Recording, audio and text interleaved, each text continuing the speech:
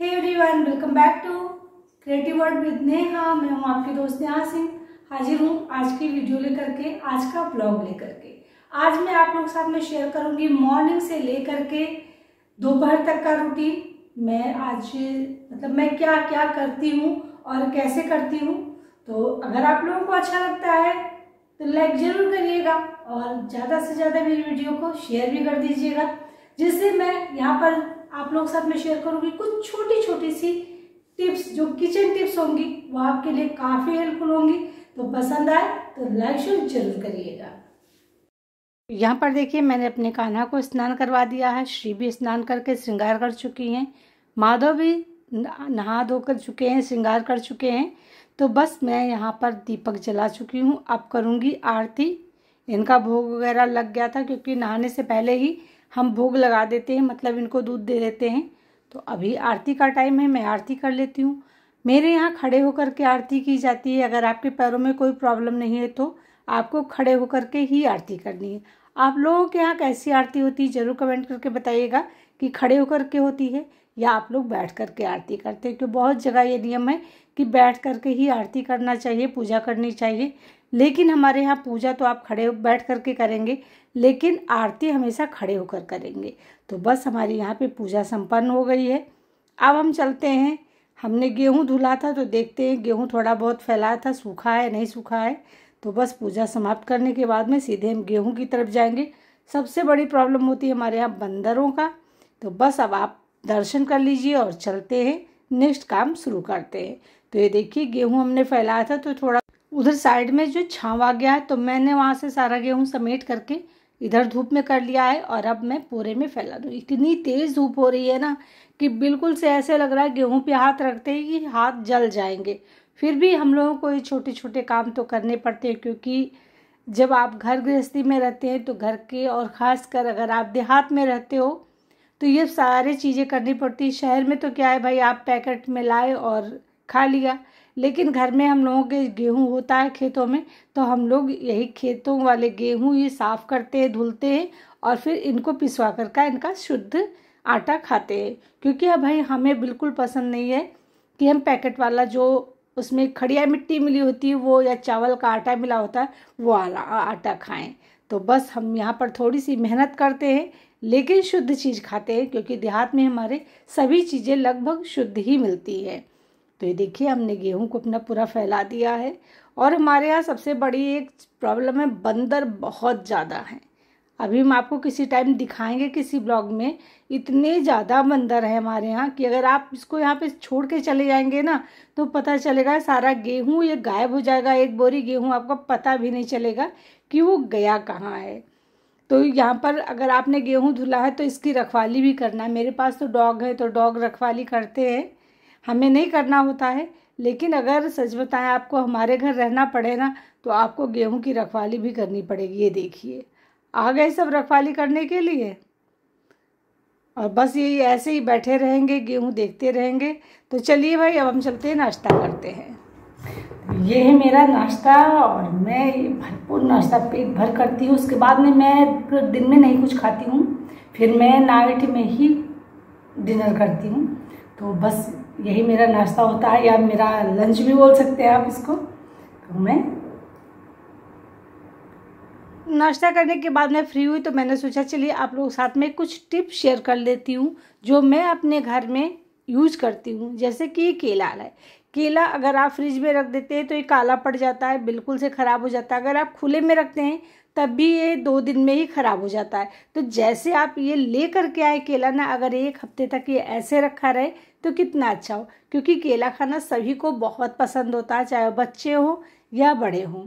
तो यहाँ पर करना है, आपको लेना है एक कॉटन की हैंकी ले लीजिए, या कोई भी कपड़ा ले लीजिए, और उसको भिगो लीजिए। पानी को अच्छी तरीके से निचोड़ दीजिए, बिल्कुल नम होना चाहिए, भीगा हुआ नहीं होना चाहिए, इस बात का ध्यान रखिए।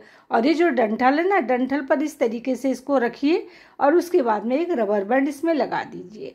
देखिए, आपको छोटा सा टिप अपनाना है, और इससे आप कम से कम 1 हफ्ते तक केले को बिल्कुल ताज़ा रख सकते हैं। जैसे ही आप ले करके आएंगे बिल्कुल वैसे ही अब यहाँ पे रबर बैंड लगाना है। रबर बैंड की वजह से ये बिल्कुल सिक्योर हो जाएगा, यहाँ से निकलेगा नहीं।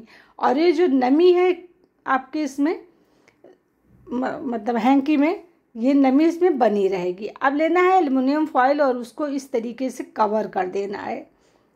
तो ऐसा करने से सूखेगा भी नहीं। तो बस अब आप इसको खुले में ऐसे रख दीजिए, कहीं पर भी, किसी बास्केट में, किसी चीज़ में। और जब आपको खाना हो तो एक तोड़ करके निकाल के खा लीजिए और डंठल सहित इसको ऐसे ही लगा रहना दीजिए, छोड़ दीजिए। 1 हफ्ते तक आपके केले में कोई दाग तक नहीं लगेगा। जैसे आप ले करके आए ना, बिल्कुल वैसा ही ताज़ा रखा रहेगा। और जो बाहर खुले में रखने से गर्म हो जाता है केला ना, ये प्रॉब्लम भी नहीं होगी। इस तरीके से रखेंगे तो केला आपका एकदम ठंडा रहेगा, मतलब आपको फ्रिज की बिल्कुल ज़रूरत नहीं पड़ेगी। तो आप इस टिप को अपना करके देखिएगा, बहुत ही कमाल का है। मैं यही यूज़ करती हूँ। मैं कभी भी फ्रिज में केले नहीं रखती, क्योंकि फ्रिज में रखने के बाद में मेरे बच्चे केला बिल्कुल नहीं खाते, क्योंकि उसमें कालापन आ जाता है और फिर उन्हें बिल्कुल, और कोई बच्चा नहीं खाएगा। तो चलिए अब हम आपको दूसरी टिप भी दिखा देते हैं, वो भी किचन से रिलेटेड है। तो क्या होता है ना, टमाटर जब कभी पके पके से आ जाते हैं और हमें सलाद बनाना होता है तो बिल्कुल से वो कट नहीं होते। जैसे मैं कट करें बिल्कुल ऐसे ही हाल होता है। अब देखिए इसको कैसे काटा जाए। स्लाइस में बिल्कुल निकलेगा ही नहीं, जैसे आप कट करोगे दबेगा और फट जाएगा।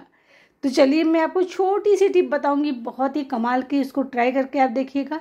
आप पतली पतली स्लाइस इस पके हुए, एकदम घुले हुए टमाटर से भी कट कर पाओगे।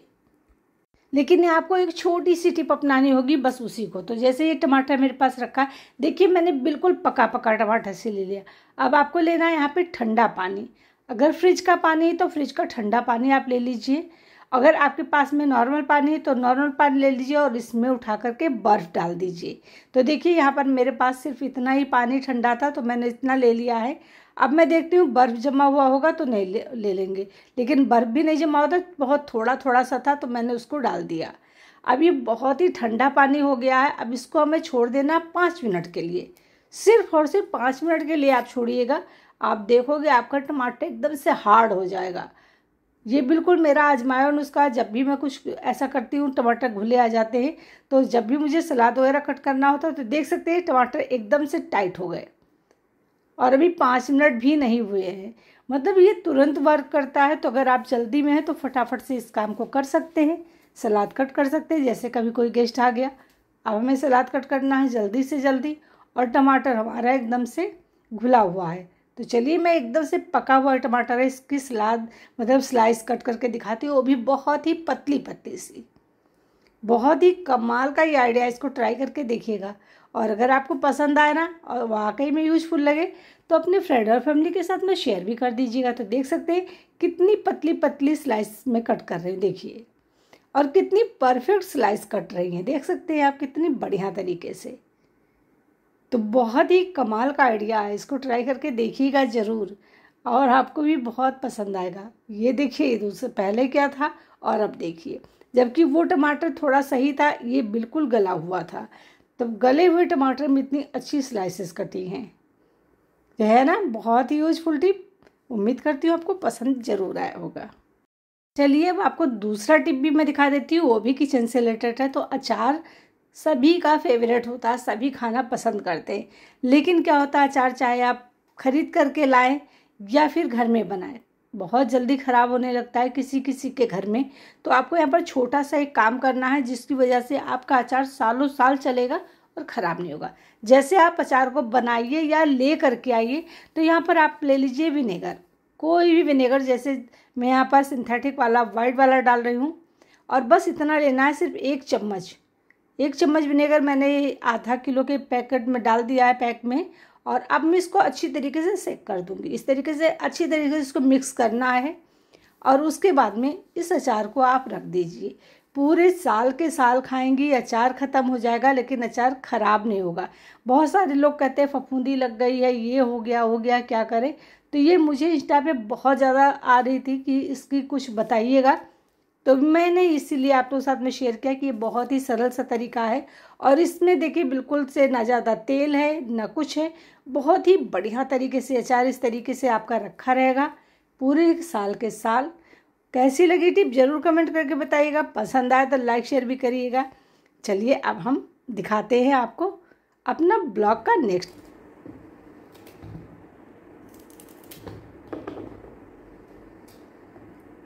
आज मैं बनाने जा रही हूँ भिंडी की सब्जी, जो पंजाबी भिंडी होती है वो मसाले वाली। तो बस मैं उसी को कट कर रही हूँ। दाल मेरी बन गई है और मैं फटाफट से चावल और रोटी बना लूँगी, तो मेरा खाना जल्दी से बन जाएगा।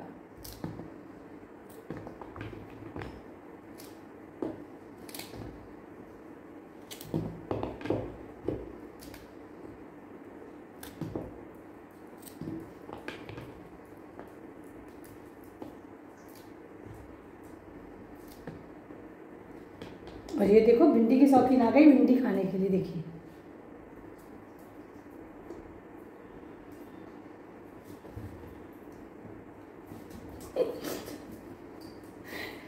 बहुत शैतान है। हाँ, जितनी भी सब्जी होती है ना सारी सब्जी खाती है। कुछ भी हो, चाहे परवल हो, करेला हो, भिंडी हो, तुरई हो, कुछ भी हो, सारी सब्जी ये खाती है कच्ची। पकी हुई कुछ भी नहीं खाएगी, लेकिन कच्ची सारी सब्जियां खाती है। और देखिए कितने चाव से जा करके लेके गई, बैठ के खा रही है। चलिए आपको दिखाते हैं। ये देखिए इतने चाव से खाती है। कोई भी सब्जी हो बस उसको कच्ची सब्जी चाहिए। आलू चोरी करके खाती है, कद्दू खाती है, मतलब बैगन खाती, जो भी सब्जी इसको मिल जाए ना ये बड़े चाव से खाती है। और देखिए सोच रही कहीं मैं छीन ना लूँ ना, तो देखिए किस तरीके से पकड़ करके इस तरीके से खाती है। आज तक आपने कभी किसी डॉग को सब्जी कच्ची खाते नहीं देखा होगा। आज देख लीजिए मेरे डॉग को किस तरीके से खा रहा है। अभी भाई शर्म लग रही है। आपको पता है ये कैमरा देख करके तुरंत का तुरंत शर्मा जाती है कि यहाँ पे मेरी वीडियो बन रही है।